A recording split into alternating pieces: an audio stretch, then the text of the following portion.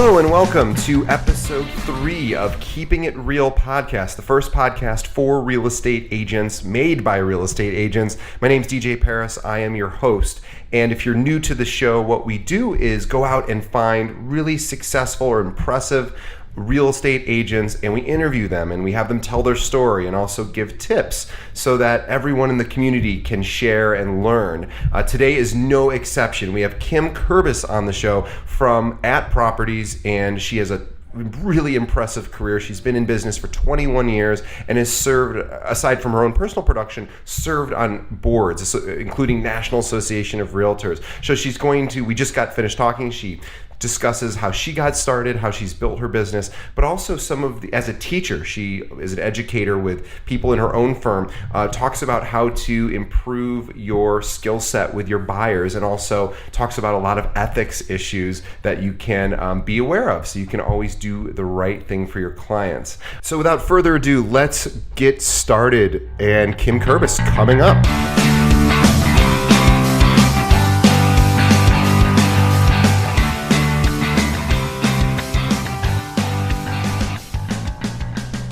Kim Kerbis was born and raised in Chicago and began her real estate career in 1997 at the Habitat Company and quickly became a top producer there. Within 2 years, she received her broker's license in Illinois, and by 2001, she was also licensed in California and Colorado. Over the years, she has received the following certifications: ABR, which is Accredited Buyer's Representative; CRS, Certified Residential Specialist; GRI, graduate of Realtor Institute, and the CNE, my personal favorite, the Certified Negotiation Expert. She was a member of CAR's Ethics and Grievance Committee from 2005 to 2009, and she's also served on CAR's Professional Standards Committee since 2010. In the last few years, Kim has been representing At Properties as a large firm rep at the national level, where she serves on the board of directors for National Association of Realtors. Kim is also known for her Working with Buyers course, Curb Appeal, which she teaches to new agents at Properties. Outside of real estate, Kim has been a vice president of the Francis Parker Alumni Association, where her primary goal is increasing scholarship funds for the school, and was recently elected to the school's board of trustees. Welcome to the show. Thanks for having me. Great. Well, you have done a lot with your real estate career, and the intro I just read, although you didn't get to hear some of it, it was pretty extensive. And so tell us a little bit more about how you got involved in real estate. Well, actually, I've been in the business now, I think 21 years, and I do have a mother who was an architect and developer in Lincoln Park and in Chicago. So I was always exposed to real estate and design and architecture. So that was kind of always there. But then, about 21 plus years ago, I was laid off from my previous position right before I was about to get married. And so I kind of had a month off in the summer, and my best friend and I were playing tennis at the DePaul tennis courts at Fullerton in Sheffield, which is now at Whole Foods. And we were playing tennis, and there was these two really good-looking guys who were playing tennis next to us. And at the end of the hour, as we're getting in our cars, we see them getting in their very nice cars. So my best friend said to them, what is it that you guys do that you get to play tennis in the middle of the day and still drive away in such nice cars? And they both said, we're real estate agents. And it turned out to be the Devereaux brothers, who did a lot of business back then. So my friend turned to me and said, oh my God, that's what you should do. And so I got married, and within a month I, started taking my classes, and within, the year was in business, and I started at the Habitat Company, 6 months after that. Wow. And then how have things changed since, over the last 21 years? How has your business evolved? Well, I think, technology obviously is a big part of that, because when I started, fax machines were new technology. Pretty much nobody had a cell phone. I remember stopping a car with when I had clients where an agent wasn't at the showing time at the location. And I had to stop my car and at a payphone and make a phone call to see where the agent was. And, sure. So yeah, in fact, and if you remember the MLS system, it was on a computer, but it was a black screen with, orange text, and it was like a DOS-based system. So you would type in, area equals 8007 and BR bedrooms equals 2 plus. And that was the MLS at that time. So I haven't been around since it was a paper MLS, but it was still a pretty basic system. So, that has affected everybody, but the software that we have now and the technology that people have today is just extraordinary that I have seen in the, 21 years that I've been in business. Yeah, I would imagine it's in some ways made things easier, and in other ways probably not made things a lot easier. But certainly, it's nice to at least be able to see photos. Yeah, right. Right. And then even when the MLS kind of got better, there was just the single photo of the exterior of the building. And Sure. we would always tease the MLS because it was basically like a guy in a car who took a snapshot, never even got out of the car, let alone got close up. And half the time there'd be a tree in front of the property. And Right. yeah, it's extraordinary just how quickly it's changed in 20 years. Well, I'd like to ask about your designations. You have many, and I'm a huge fan of continuing education for realtors. Tell us a little bit about why you pursued those and how they helped you in working with clients. Well, my basic thing is I just kind of always believe in education. So, I mean, I have a master's degree, which has nothing to do with real estate, and I just did it because I love it. And I feel very comfortable in a school or classroom setting.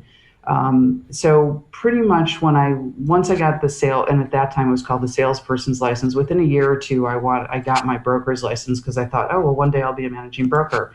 And so there was additional training required with that. And then I just sort of thought, oh, it's really good to kind of sharpen your sword every couple of years. So at a certain point, I think I got the GRI first, which was actually the most challenging, and then later got the no, or the CRS I got, and then the GRI, and then the ABR. And so I just always felt like it was important to be, in addition to the continuing ed that's required, that there's additional training that you can do, and it does make you think about things in a different way, and hopefully you're learning something from each, developing techniques or adding techniques to your own, quill or your own toolbox. And then I also think it's a great opportunity to meet other people, and so I think I did my CRS in different locations, and in fact it's all deductible, so you could do your CRS in Hawaii and deduct the whole thing. And so you're meeting other people from different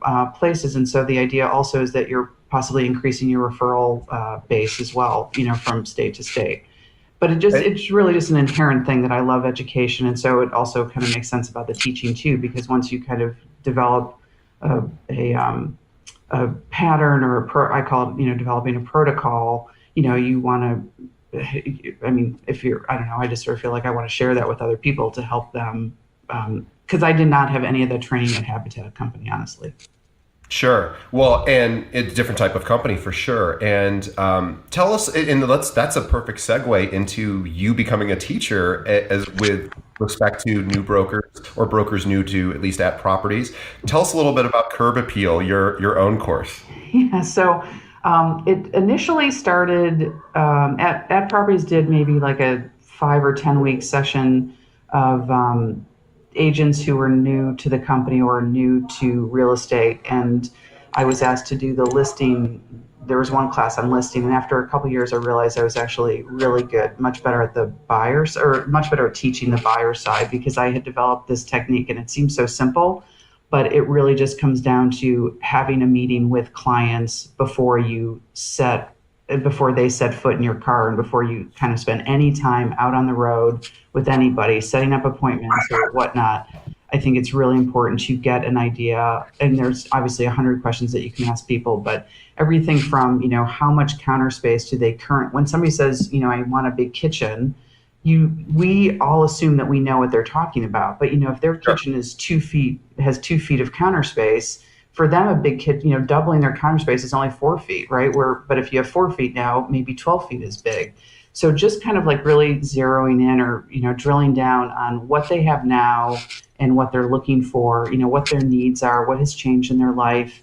And then I also kind of call it the getting to know you, as in KNOW, and then also the, like, trying to find what would prevent them from purchasing, like getting to the no. Like, as if there used to be the getting to yes, I'm trying to find what are the obstructions that would prevent somebody from moving forward. So, whether it's a medical bankruptcy or a divorce or something bad on their credit, you want to find out all those things before. At least I do want to find out all those things before they get in my car, and I want to make sure they're pre-approved, and I want to make sure they're realistic, and I want to make sure that they know the market and things that impinge on the market. And really, it's all about learning, teaching them the process, and then also setting expectations about what's realistic.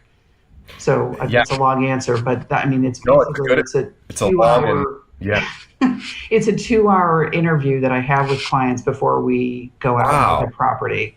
So And that is a huge investment that I make, but I still think it's better than making a single appointment and then find, because it's all, we all learn from our mistakes.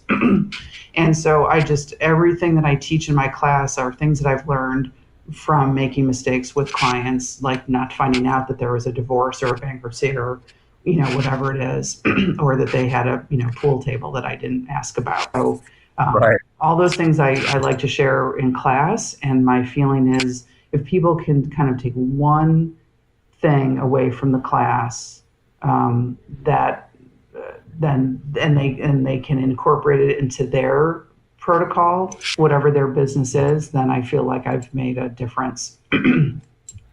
100% agree. And I love the idea, aside from it being incredibly useful, to say, hey, before we go see any property, I do this extensive conversation to make sure I fully understand your goals, your objectives, your needs, your timeline. Right. And also it's also very practical too, because now you have all of the information to be able to serve them better, but also it separates you from literally 99% of the other other brokers out there who are also trying to win that business. And certainly, if they even talked to 3 other brokers before you, no one else is doing that, or at least few brokers are. And so that alone, at least, and being able to explain it as, hey, I can't do my job without a really, important conversation about what you guys need, is probably, sadly, unique in this industry. So Yeah, and very smart. I liken it to any other professional. You go to a dentist and they don't just immediately put their hands in your mouth and start pulling teeth. There's a consultation process, and the Sure. more again, whether it's a doctor, lawyer, or Indian chief, the more that professional has a conversation about what goals that somebody's looking to achieve, and what the strategy is to get there. I just sort of liken it to every time you walk into a doctor's office, there's like an intake sheet, right? And there's Sure, and there's 50, yeah, 50 questions on what are you yeah, allergic to? Are you right, allergic to this? And so all of those are important, because you can't do your job without those answers either. right. So, And then I and hate doing that, like before. I know some people will just like do it in the 15 minutes before a showing, and right, I really like to control the environment. I want them relaxed. I want them focused. I don't do it in a Starbucks because I don't like the sound of coffee making going on. I want that person to know that this is very important, that I'm dedicating my time to them, that they're my entire focus for that period of time. I'm taking notes. And again, I think of any other professional where there's a consultation before anything happens. And the other part of it is that you want to set their expectations about you. And so, for example, let's say you don't work on Sundays or you don't take phone calls after 7 p.m. That's an opportunity for you to share what their expectations of you should be as well. And then finally, it's really about creating a relationship. And so I think that you save a lot more time down the line when you just kind of do it in this focused way. And then later you can say, oh, yeah, remember we had that conversation about the lead based paint disclosure or whatever it is. So it's like it's a jumping off point for all sorts of things. So that was like the big difference that I made in my business, from my second year to my third year, was just, and that was before I had a form for it or before I had a packet for it, but just like having a sheet of paper and a pen and sitting down with people in a conference room was like a night and day, 180-degree difference in my business. probably also gets the deal closed more quickly, because you now know exactly what the person's looking for, the couple's looking for. Yeah, yeah. I It's mean, very it's focused. Yeah, and it's just a very very smart way to go about working with buyers and sellers. Obviously, you probably do the same thing on the reverse side of the Yeah, deal. yeah. Um, but you did have you did tell us about an unusual experience where in with the two flat and the brokers. Do you mind sharing it just to change up the mood Yeah, slightly? it's like again, we always learn from our mistakes or at least our experiences. And this was a two flat over on was now right by the Marianos at Lawrence, and it was a really beaten up two flat, and it was being sold. It was an estate sale. It was being sold as is, and I was doing a showing with these two women and their agent, and I'm telling you, there's literally nothing worth saving. Like the house had been stripped. The one thing that was left over was like an old fashioned farmhouse sink, which was awesome. But I don't even, the plumbing wasn't working. It was just a mess. And so anyway, we're going down into the basement, and I could not believe it because I probably walked first, which of course now I wouldn't do, but at the time we weren't thinking about security. But anyway, and buyers are behind me, and then the agent came down and he literally fell through the stairs, and they were just so rickety. Oh, It was awful. The good news is he didn't fall far because it was one of the steps, like the second or third step from the ground. So he just hit the step and just took a long step down. But it was really scary. And, the good news is nobody was hurt and there were no lawsuits. But it was just that moment when you realize that kind of anything can happen, and that we all need to be. sure.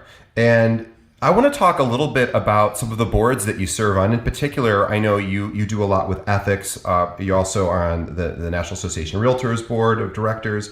Are there any, overall the years you've seen, are there any particular avoidable sort of situations that you think brokers really should be aware of and be making sure they're in compliance with?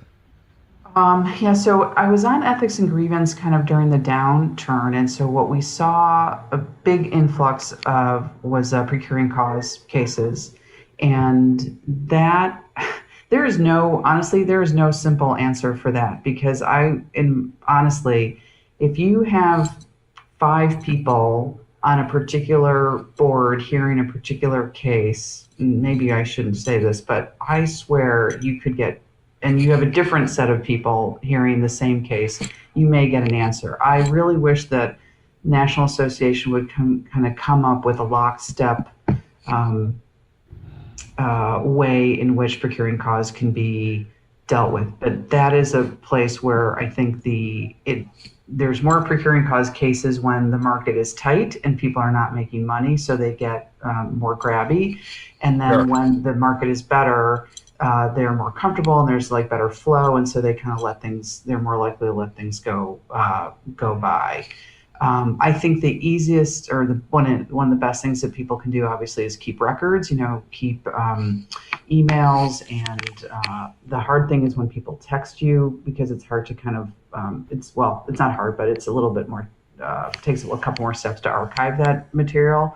But keeping good files, keeping notes, when you talk to this person, or saving those kind of significant emails, I think are ways that people can kind of protect themselves. Um, and actually, this year has been kind of quiet with pro standards. I've only sat on a couple cases, but there's a ton of people on pro standards, so there may be more out there that I'm just not aware of. Um, so I don't have a simple answer to say can people protect people. I think to protect yourself, I think it's more about keeping good records and keeping good files on client and attorney and whatever interaction. Sure. No, it makes perfect sense. And just to go back to your own personal production, because you have had a very, very successful career as a producer. Of course, we just talked about you as an educator and also serving on well, as a board member, giving back to the community. But why do you think, and I know this isn't always the easiest question to answer for someone to talk about themselves, but why do you think you've built a successful practice? Why do you think your clients are happy and refer business to you? I think I'm good at my job, although of course it's a profession, but I'm really responsible and responsive.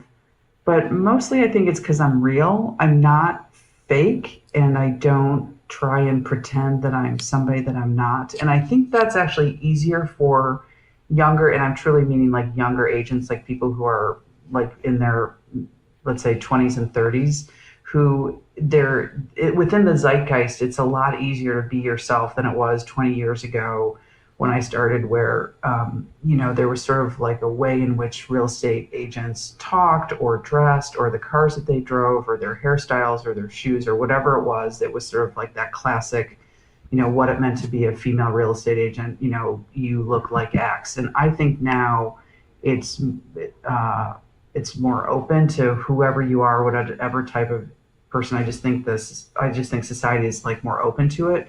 But I think at the time I was kind of being myself before it was cool to be yourself. And that authentic word is so overused these days, but I do sort of think that I never tried to, bullshit people. I just never tried to put on airs of any sort, and I just was what I was, and you either liked it or you didn't, and that was okay. And but I'm still a professional, and I still take it really seriously, but I just wasn't fulfilling the kind of old-fashioned modes of women in real estate at the time. So I think that kind of just differentiated me. And then when I developed this 2-hour meeting, that also just kind of differentiated me in a different way.